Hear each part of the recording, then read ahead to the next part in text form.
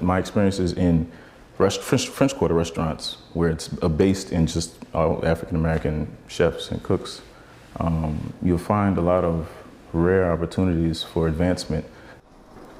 New Orleans, a city filled with fine dining and Creole cuisine. Some of the best chefs in the world are from right here, like the late, great Chef Leah Chase. But you know, very few executive chefs are black. WDSU anchor Christina Watkins actually sat down with Chef Byron Bradley, who studied under Leah Chase. He shares his experiences in the restaurant industry, and he says there's actually little room for black cooks to move up. Got that agenda, come get it. I've always been interested in food.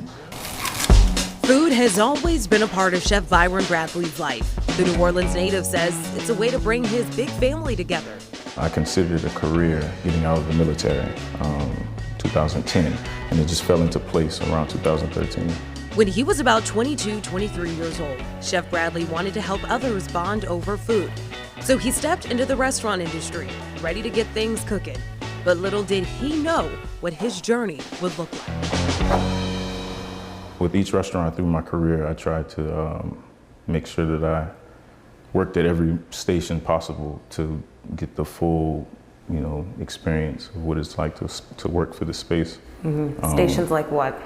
Well, every restaurant has a different title for their spaces. The traditional French spaces you would call, garde-manger, your sauté, your fish station, and sauté 1, sauté 2, things like that. But then you also have fry and grill, and depends on the restaurant. But I make sure throughout my career, I made sure I at least worked in each section of a restaurant to get the full experience. Chef Bradley said he worked at more than a dozen restaurants throughout his career before he branched out to open his own. Every stop, every atmosphere was different. But he says one thing stayed the same. There was and still is little to no room for black chefs to move up in the industry. What is it like as a black man who is trying to grow and was at the time trying to grow and excel before you decided to do your own thing? What was that like for you? It's like pretty much everything else in this country with black men. We're just black African Americans in general.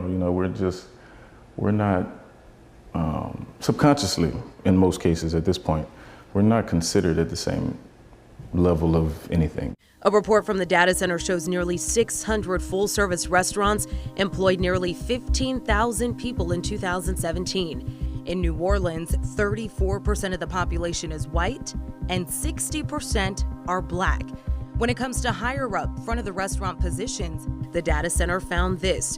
In a city that's predominantly black, 80% of restaurant executives in New Orleans are white and 14% are black. 70% of managers are white, while only 22% are black. Those numbers start to change as you get to the back of the restaurant for duties like washing dishes. It's fewer white people and more black people. Chef Bradley recalled a time he tried moving up to sous chef, which is basically the head chef's second in command. Job postings WDSU found show you need at least 2 years of experience for this role. 3 years of experience in restaurants and culinary school, New York culinary school experience at this point. And I'm not ready for sous chef. And I work next to chefs that just spent 2 years working there with no culinary experience, no chef experience, no schooling experience, and they get advanced. We just weren't at the table when it came to consideration. That is my only thing. And nor should we be mad at not being considered. Why shouldn't you be mad? Because if they don't see you like that, then, why fight it? Why not? You're going uphill. We've been fighting for 400 years at this point.